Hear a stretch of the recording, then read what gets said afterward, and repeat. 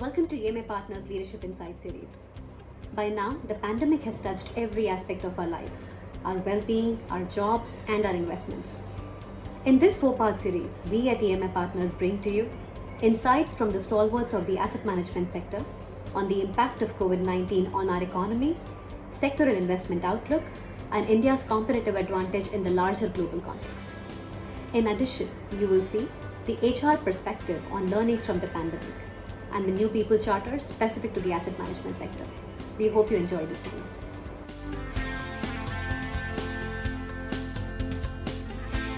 Indian economy is going through an unprecedented crisis. Medical crisis, economic crisis, and financial crisis all have come together. In the dark clouds, there are silver linings. The infection rate and death per million in India is one of the lowest in the world. That has allowed resumption of economic activities, albeit with constraints. India will become current account surplus this year courtesy lower oil import bill, lower gold imports, and potentially lower trade deficit with China if citizens boycott Chinese goods. RBI and central government is betting like Sachin Tendulkar and Sourav Ganguly. They have provided liquidity, cut interest rates, and announced economic package for the bottom of the pyramid. All these actions will restrict India's fall on the domestic GDP growth side and will be one of the few countries which might indicate positive growth in calendar year 20 and whose rebound in FY22 will be reasonably good. Obviously, there is the biggest opportunity for India in participating in global supply chain management. If we can relocate companies moving out of China to India and help them flourish in India, this will create growth opportunity for India for years to come. The health crisis has come at a time when Indian economy was likely to bottom out after seeing deceleration in economic growth for the last several quarters. 3 out of 4 engines of economic growth are sputtering: private consumption, private investments, and exports. We have constraints on the fiscal side and challenges in the financial sector. But my sense is the government will have to come out with a lot stronger demand stimulus, given that private sector will remain thrifty and will look to deleverage its balance sheet. On the other side, RBI has unleashed a strong monetary bazooka with fall in real rates and releasing so much of liquidity in the banking system. It should help in stimulating the economy over a period of time. On the external front, we have a strong balance sheet with $500 billion in forex reserves and fall in crude oil price and other imports. India's external sector looks to be in a good shape. The rural economy is likely to do better on a relative basis and will continue to be one of the drivers for the economic growth. We also are likely to benefit from the intent on structural reforms, particularly what we have heard on the front of agricultural sector, cooperative federalism, opening up of mining sector, intent on PSU, strategic divestment, etc. India will continue to benefit from the ongoing digital boom and also the opportunities that can come from supply chain shifting out of China. We will know the economic realities only in the second quarter of FY21 when we get the actual GDP data for the first quarter, and also of course corporate performance. But more importantly, my sense is that as far as stock markets are concerned, everybody seems to have reconciled to a very poor show in FY21.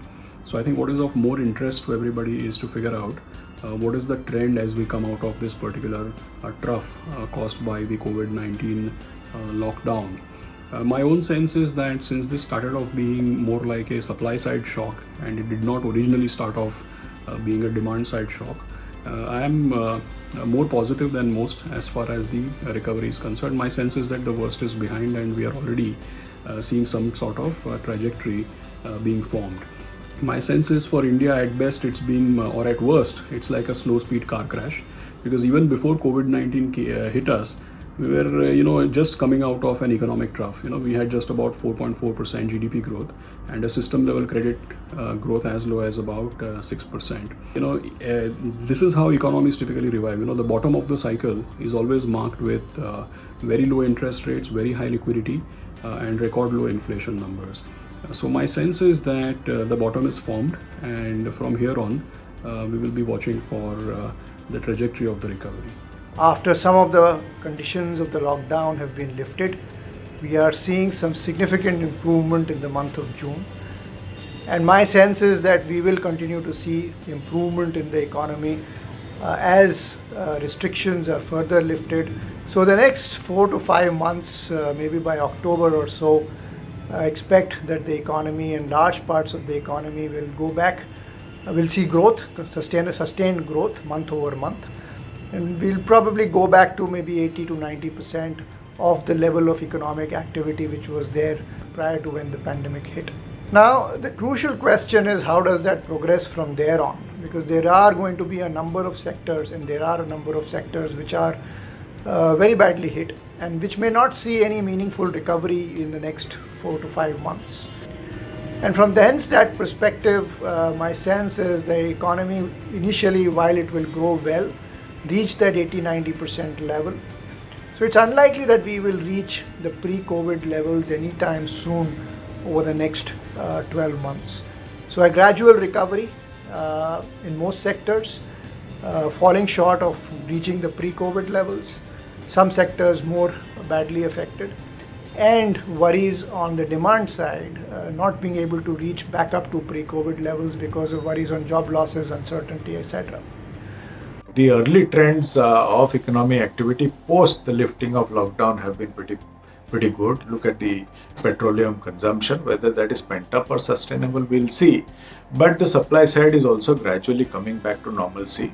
Yes, demand will take some time, but we need to review that, is our view. From the domestic front, clearly macros are supported by recovery of, say, the monsoons. The lower interest rates will help, and of course the oil prices are a big support to India.